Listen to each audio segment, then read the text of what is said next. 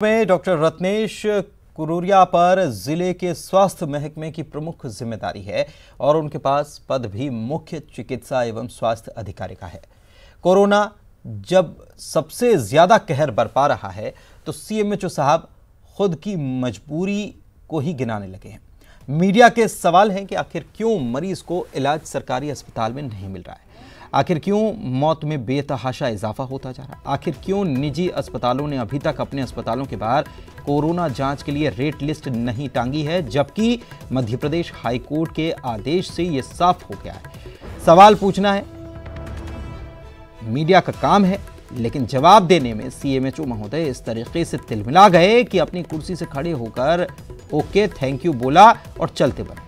CMHO महोदय के इस बर्ताव को देखकर यह समझ में आता है कि वो कहीं न कहीं मरीजों के बढ़ते दबाव और बिगड़ती व्यवस्थाओं से परेशान हैं।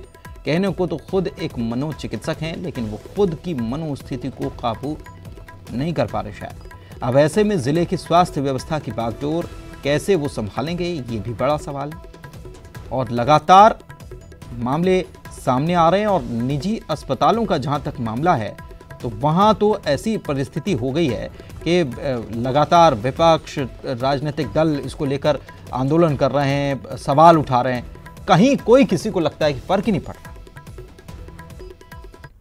लिमिटेड स्टाफ है, मेरे दोनों डीएचओ पॉजिटिव हो गए, हमारे डीपीएम पॉजिटिव हो गए हैं, मेरे डीआईओ हाइपरटेंशन के कारण अस्पताल में भर्ती है, मैं अकेला कर्मचारी यहाँ पर बैठा हुआ हूँ। तो इस बात की लापरवाही से मतलब जो मच रही है हॉस्पिटलों में? बिल्कुल नहीं, अस्पतालों को विधिवत जानकारी दे दी गई है और सभी अस्पतालों से निवेदन किया है कि निर्धारित शुल्क लेकर ही उपचार करें और सभी अस्पतालों ने इसमें सहमति बताई है। चलिए, थैंक यू।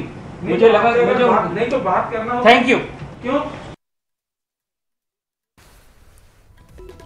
प्रतीक हमारे सहयोगी इसी खबर पर हमारे साथ लाइव जुड़े हुए हैं, उनसे बात करते हैं। प्रतीक, बाकायदा निर्देश दे दिए गए हैं, सारी नियम कायदे जारी कर दिए गए हैं, निजी अस्पतालों में कैसे इलाज होना चाहिए, क्या उसकी रेट लिस्ट है, सारी बातें हो गई।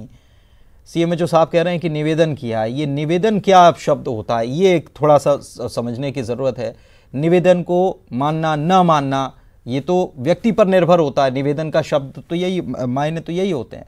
और हालात जिस तरीके से, हम 2 दिन से आपसे बात कर रहे हैं, जिस तरीके से हालात जबलपुर में बिगड़ रहे हैं वो बहुत ज़्यादा गंभीर स्थिति बताते हैं। इंदौर और भोपाल की तस्वीर अभी ऐसी नहीं है जिस तरीके से जबलपुर से जो आंकड़े सामने आ रहे हैं, चाहे वो बात करें शमशान घाट में शवों की संख्या ज़्यादा होने की, या फिर जिस तरीके से एक महिला ने अपने पति की मृत्यु पर सवाल उठाए कि ये कैसे हो गया, जब तक कोरोना से बता दिया कि मौत हो गई लेकिन रिपोर्ट अभी तक नहीं आई, ये कैसे हो रहा है?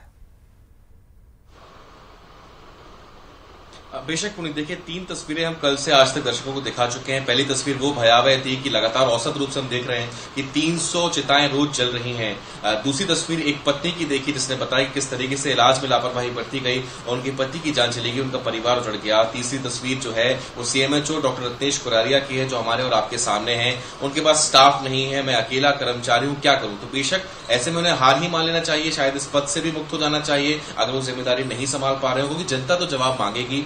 हम समझते हैं कि बेशक कहीं ना कहीं जो अन्य डॉक्टर्स से लगातार दिन रात सेवा कर रहे हैं उस पर कोई दो राय नहीं है, लेकिन जो व्यवस्थाएं होनी चाहिए, जो हाईकोर्ट के निर्देश है उनका पालन कराना चाहिए, जो कि जिस प्रकार की व्यवस्थाएं पहले थी, इस प्रकार से पटरी पे चलती रही, इसके पहले भी अधिकारी काम करते रहे, उनको आकलन था कि कहीं ना कहीं 1000, 2000, 3000, 5000 या 10,000 तक आंकड़ा जाएगा और उसके लिहाज से ही तैयारी करी थी। 1200 ऑक्सीजन बेड की व्यवस्था का दावा खुद सरकारी अस्पतालों में किया गया था। आज 1100-1200 एक्टिव केसेस हैं और उसमें ही कहीं ना कहीं हवा सी निकल गई तमाम दावों की।